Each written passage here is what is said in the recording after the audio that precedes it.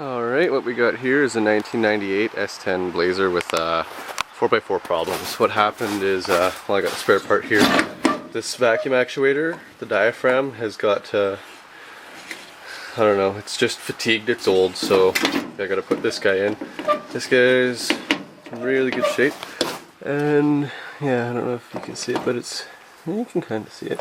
Yeah, basically when the diaphragm goes in, it pulls on a cable which moves the shift fork in the front diff and engages the front diff so four-wheel drive works. So that's how that guy works. So, first of all, this the vacuum actuator diaphragm is underneath the battery tray. You can see the cable leading up to it. This is the cable right here. And it goes right into the front diff.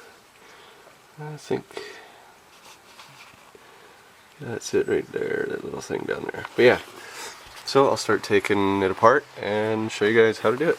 It's really, really easy. Okay, the tools you're going to need a pick. You're going to need an 8mm. I use a ratchet wrench for everything. That's for the battery. You're going to need a 15mm ratchet wrench. You're going to need 15mm socket, 13mm socket. I'm lazy, so I'm going to use my impact gun and air wrench. But an extension will come in handy. And you're gonna, well, if you're lazy like me, you'll need an adapter from 1/2 inch to 3/8. And most importantly, you're gonna need your Hortons. So we'll start by taking out the battery. The battery post, they use an 8mm. It's a side post. That guy down there is battery hold. It's the battery tie down thing. It uses 13mm, so we'll just take that out.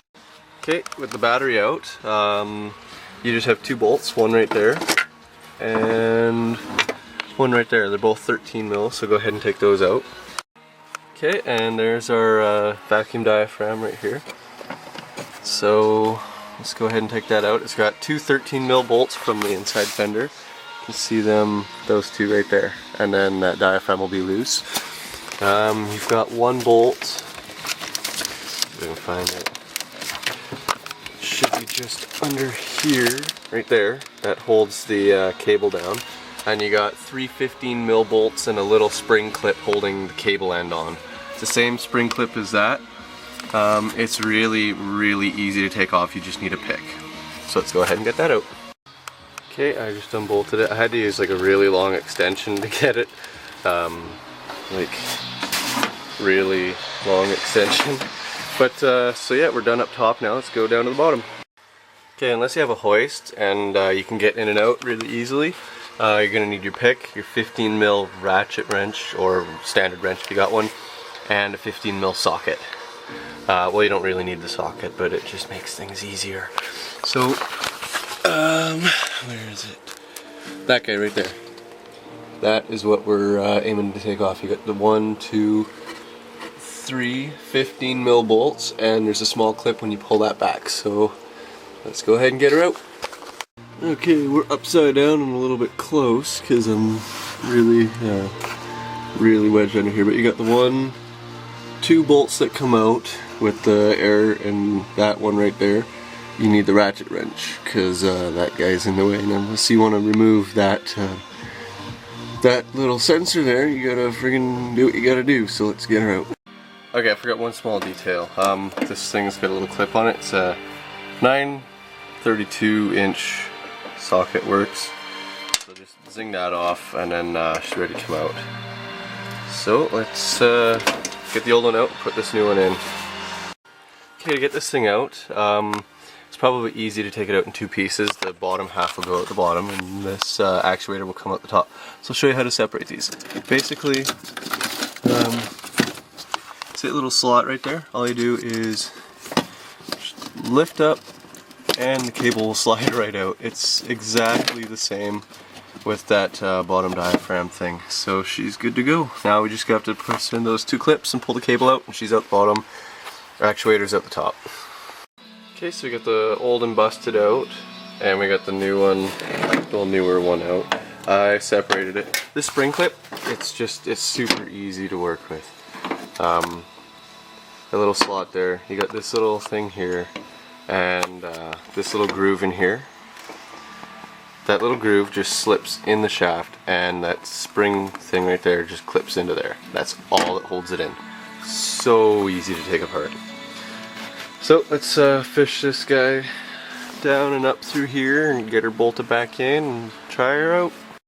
For installing, it's super easy. Just fish her in like that. This is so difficult trying to do it with one hand. Yeah, just give her a little push. You need those clips to snap in.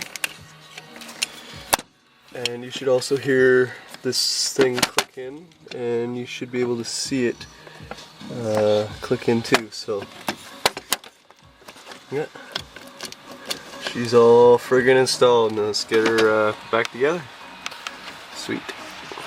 The first thing you're going to want to do is connect your vacuum line, because it's a little bit tricky to do when it's when this thing's all bolted down there. So just make sure you connect your vacuum first, and then bolt this thing down. Okay, and then yeah, we just got her all done. Friggin' just threw the battery tray back in with 2 bolts, put the battery back in, put the tie down on, and bolted the terminals back on. We got power. So let's fire up and test out the 4-wheel drive.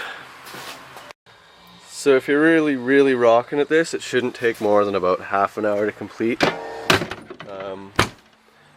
Yeah, I'm all done now, and it's been about 45 minutes because I've been recording and stopping and stuff like that, and routing the cable. I mixed up a couple times, but yeah, for just so you guys know, the cable goes in front of the diff, and let me slide up a bit.